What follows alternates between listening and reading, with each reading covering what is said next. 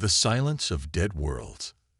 The emergency beacon cut through the silence of deep space like a scream in the night. Captain Elena Rodriguez stood on the bridge of the HMS Retribution, watching the distress signal pulse red on her tactical display. For 3 days, they had been receiving similar signals from the outer colonies. Now there was only silence. Elena was a veteran of 20 years in the Colonial Defense Force. Her weathered face and steel-gray eyes had seen pirates, raiders, and hostile alien encounters. But this felt different. This felt like the end of everything. Commander Marcus Chen approached her station, his expression grim. Marcus had served under Elena for 8 years, and she could read the worry in his usually calm demeanor. The bridge crew worked quietly around them, monitoring long-range sensors and communication arrays. "Captain, we're picking up debris fields in the Kepler system," Marcus reported. "Massive ones. It looks like entire space stations were vaporized." Elena closed her eyes for a moment. The Kepler system housed over 2 million colonists across 6 worlds. If what Marcus said was true, then they were looking at genocide on an unimaginable scale. "Any survivors?" she asked. "None responding to our hails, ma'am. But there's something else. The debris patterns don't match any known weapon signatures in our database." Dr. Sarah Walsh stepped forward from her science station. Sarah was the ship's chief medical officer and xenobiologist, a brilliant woman who had studied alien cultures for most of her career. Her usually bright demeanor was replaced by something Elena had never seen before: genuine fear. "Captain, I've been analyzing the energy residue from the attack sites," Sarah said. "Whatever did this used weapons that completely disintegrate organic matter while leaving metal structures partially intact.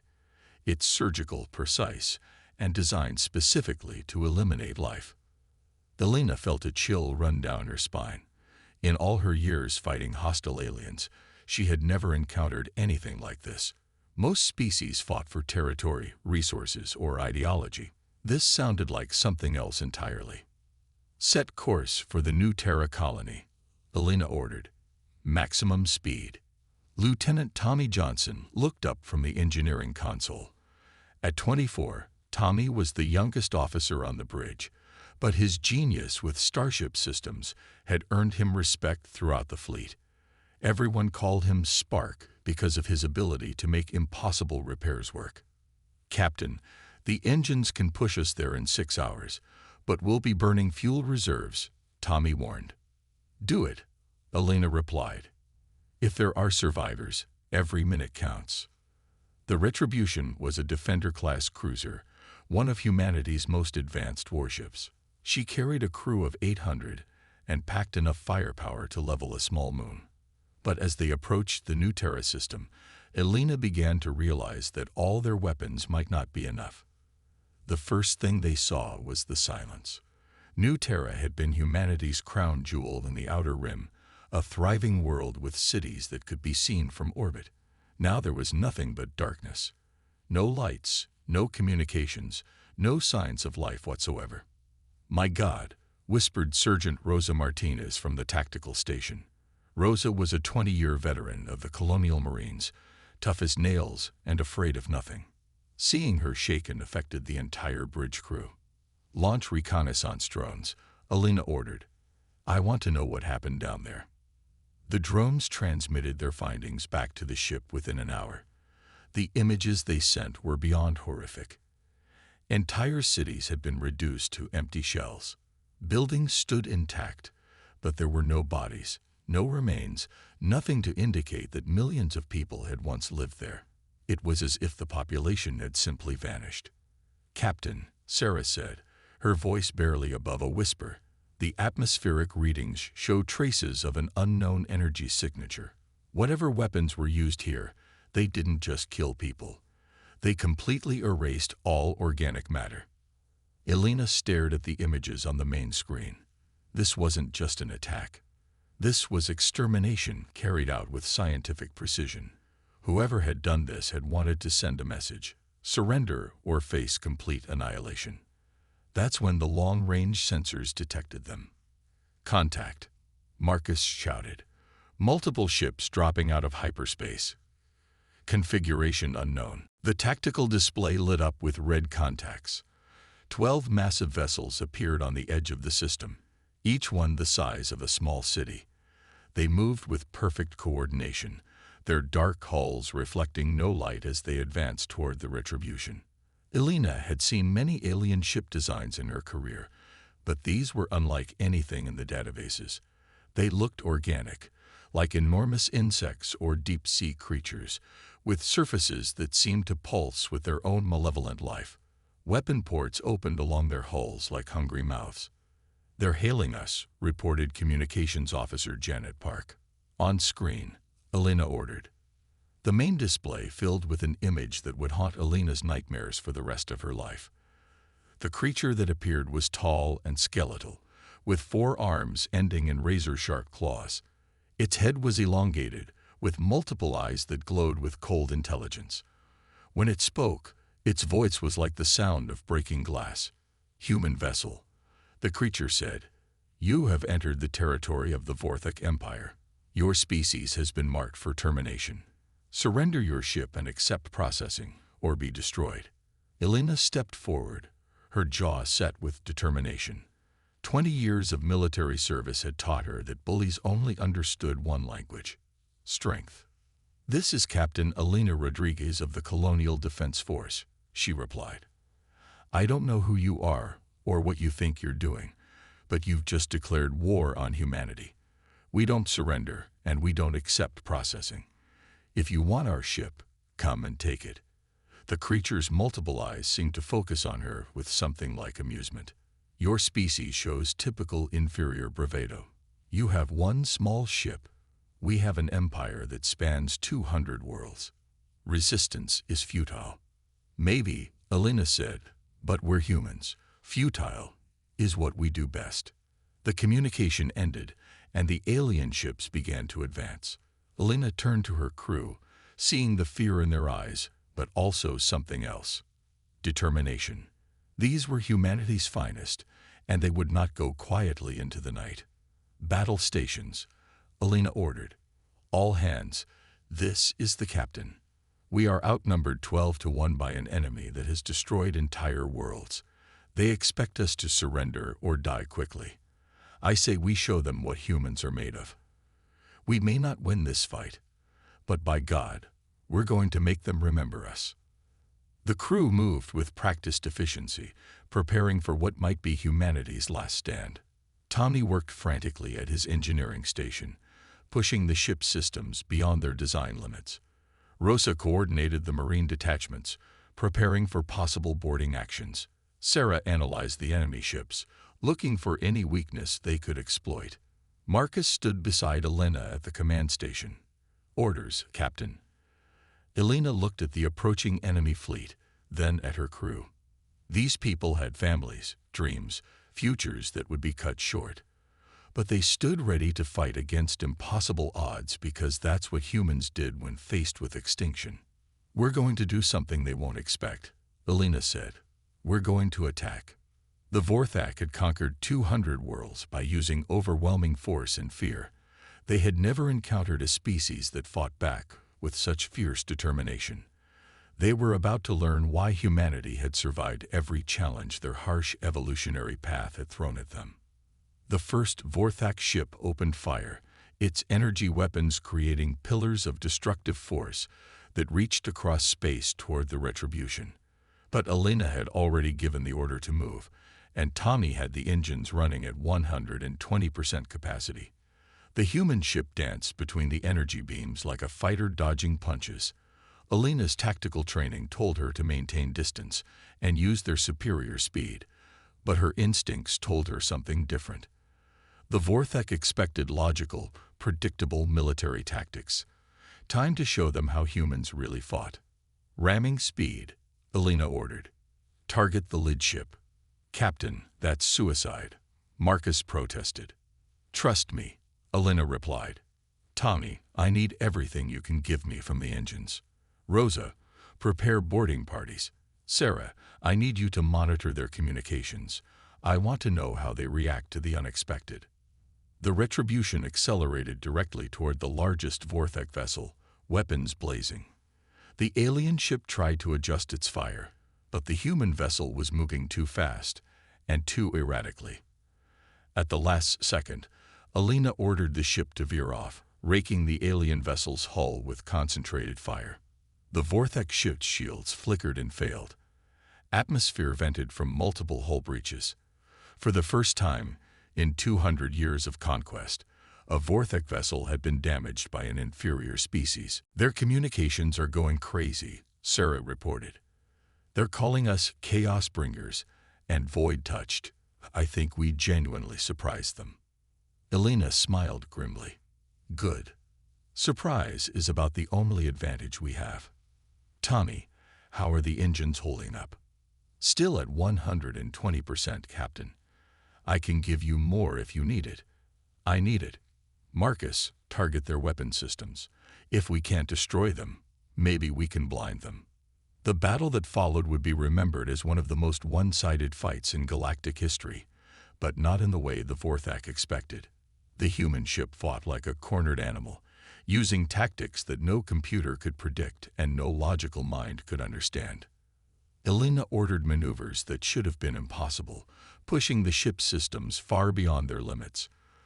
Tommy somehow kept the engines running at levels that should have resulted in immediate destruction. Rose's Marines prepared for boarding actions that had no chance of success, but would cause maximum disruption. The Vorthek fleet, designed to crush organized resistance through superior firepower, found itself struggling against an enemy that refused to fight by the rules. When they formed attack formations, the human ship would suddenly change direction. When they tried to surround it, it would accelerate through their lines, firing at point-blank range. By the end of the first hour, 3 Vorthek ships had been severely damaged, and the rest were showing signs of confusion in their tactical movements. The Retribution had taken heavy damage as well, but her crew had proved something important. The Vorthek could bleed. As the first part of the battle ended, Alina realized that this was only the beginning. The enemy had sent for reinforcements, and soon the entire Vorthek fleet would converge on this system. But they had bought time, and more importantly, they had sent a message across the galaxy. Humanity would not surrender. Humanity would not accept processing. Humanity would fight. The fire that burns in human hearts. The communication array crackled to life as distress signals poured in from across the sector. Captain Alina Rodriguez listened to the reports with growing dread. The Vorthek weren't just sending reinforcements to finish off the Retribution. They were moving their entire battle fleet toward human space. "Captain, we're detecting massive hyperspace signatures," Marcus reported. "At least 40 ships, possibly more. They'll be here within the hour." Alina nodded grimly. The first skirmish had shown that humans could hurt the Vorthek, but 40 ships against one was mathematics even human stubbornness couldn't overcome. She was about to order a retreat when Sarah's voice cut through the bridge chatter.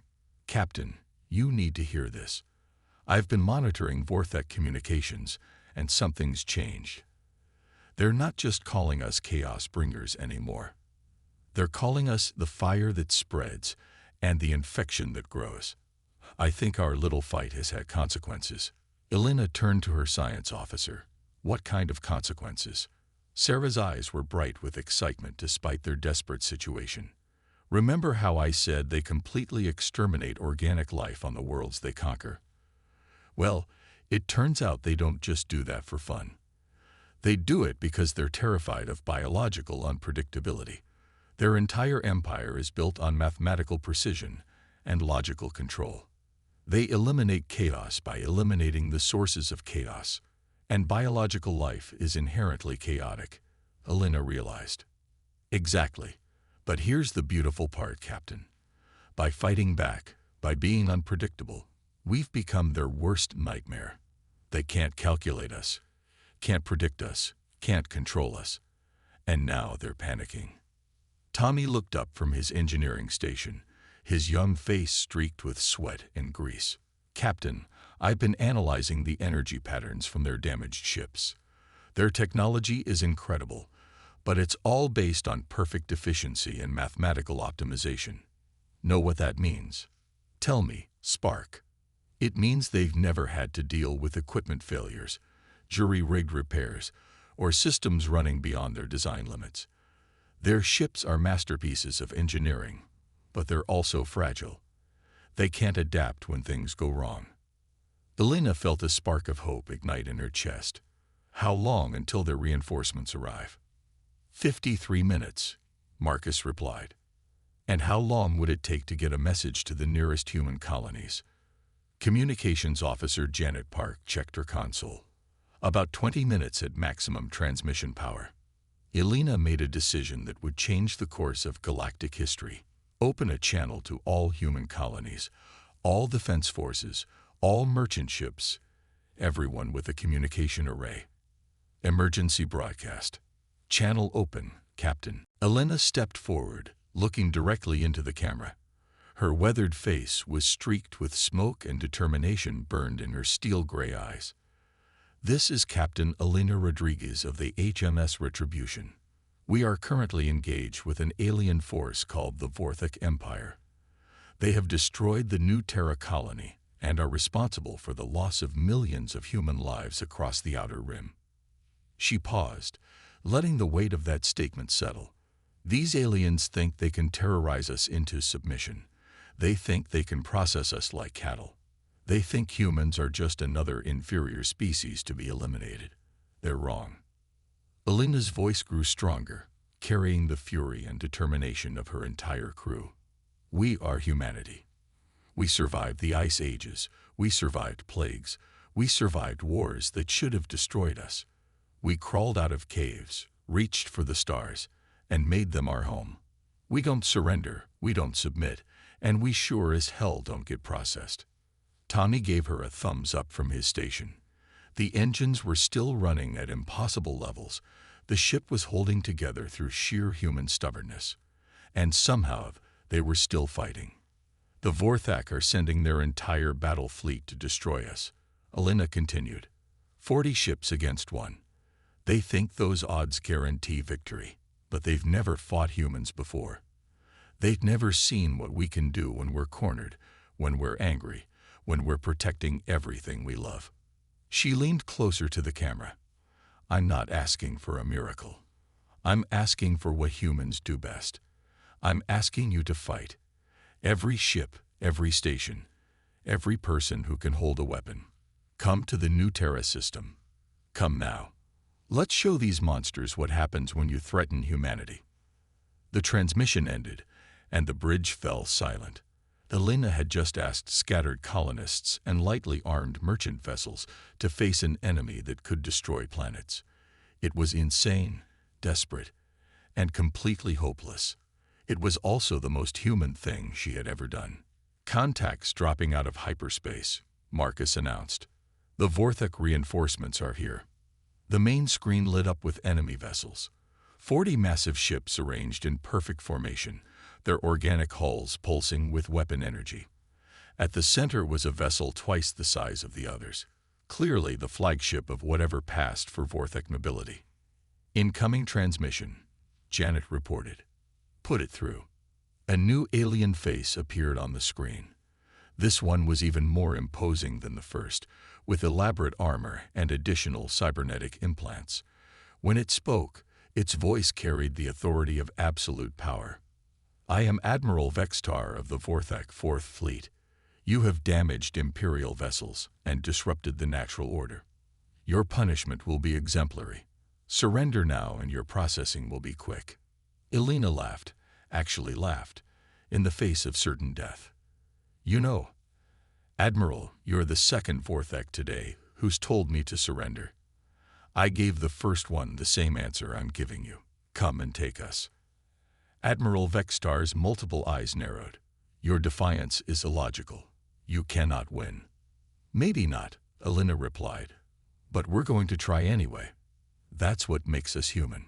The alien fleet opened fire simultaneously, 40 ships unleashing enough destructive power to crack a moon. But Elena had one last card to play, one final act of human stubbornness. Tommy, Remember what you said about their technology being mathematically perfect? Yes, Mom. Time to show them why perfect is overrated. Overload everything. Tommy's eyes went wide. Then he grinned with the fearless enthusiasm of youth. Everything, Captain. Everything.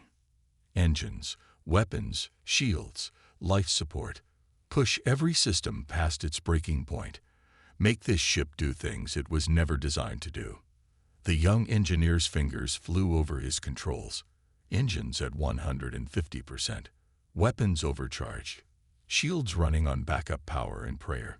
Captain, this is either going to be brilliant or we're going to explode. Probably both, Elena replied. But at least we'll go out like humans. The Retribution's response to the alien barrage was impossible by every law of physics and engineering. The ship accelerated directly into the enemy formation, while simultaneously firing in all directions, its overloaded weapon systems creating patterns of destruction that no computer could predict. Vortex ships, designed for perfect efficiency, began to malfunction as their targeting systems tried to track an enemy that was moving faster than its own weapons could recharge. The human ship wove between energy beams like a dancer, sometimes taking hits that should have destroyed it, but somehow continuing to fight. Tommy's engineering genius kept the ship together through modifications that would have horrified any design engineer. Sarah's analysis of Vortex weaknesses let them target specific systems. Rosa's Marines prepared for boarding actions that turned into successful sabotage missions. Marcus coordinated it all with tactical brilliance that bordered on insanity. And Elena led them all with the kind of desperate courage that had always defined humanity at its best. The battle raged for 20 minutes before the first human reinforcements arrived. They weren't military vessels. They were cargo ships, passenger liners, mining platforms, anything that could mount a weapon and carry a crew brave enough to use it. Admiral Vextar watched in growing confusion as hundreds of inferior vessels dropped out of hyperspace around his fleet. By every logical calculation, these ships should flee rather than engage superior forces. Instead, they attacked with the same illogical ferocity as the first human vessel. "What are they doing?" he demanded of his tactical computers. The answer came back: unknown. Behavior patterns do not match any previously encountered species. More human ships arrived. Defense force vessels, colonial patrol craft, even converted civilian ships armed with whatever weapons their crews could mount. They came from every corner of human space, answering Elena's call with the kind of unity that emerged only in humanity's darkest hours. The Vortex fleet, designed to crush organized resistance through superior firepower and mathematical precision, found itself fighting an enemy that operated on pure emotion and stubborn determination. Human ships used ramming attacks, suicide runs, and tactics that no sane commander would approve. But they worked. Vortex vessels, damaged by impossible maneuvers and unpredictable attacks, began to fall back. Admiral Vextar's perfect formation dissolved into chaos as his ships tried to respond to threats that made no logical sense. "Their fleet is breaking apart," Marcus reported with amazement. "They're actually retreating." Elena watched the main screen as the mighty Vortex Fourth Fleet, victorious conqueror of 200 worlds, fled before a ragtag collection of human vessels.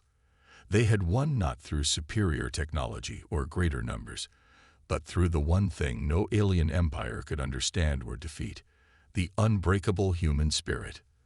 The communication array lit up with messages from across the galaxy. Species that had hidden from the Vortex for decades were emerging from the shadows. Worlds that had been marked for processing were organizing resistance movements. The fire that Elena had spoken of was indeed spreading. Dr. Sarah Walsh analyzed the intelligence reports with growing excitement. "Captain, it's working. The Vortex Empire is facing rebellions on dozens of worlds. Other species are realizing that the Vortex can be beaten. We've started something that's going to spread across the entire galaxy." Elena nodded, feeling the weight of exhaustion and victory in equal measure. They had saved humanity, but more than that, they had saved the very concept of freedom in the galaxy. Tommy looked up from his engineering station, his young face bright with accomplishment. "Captain, the engines are finally running at normal parameters. What are your orders?" Elena looked around at her crew, these remarkable humans who had faced impossible odds and emerged victorious. "Set course for Earth, Spark. I think it's time we told everyone what happened here." As the Retribution turned toward home, Elena realized that they had done more than win a battle. They had proven that no matter how powerful the enemy, no matter how hopeless the odds, humanity would never surrender, never submit, and never stop fighting for what was right. The Vorthak had terrorized the galaxy for 200 years, but they had never encountered humanity before. Now they knew why humans had inherited the stars.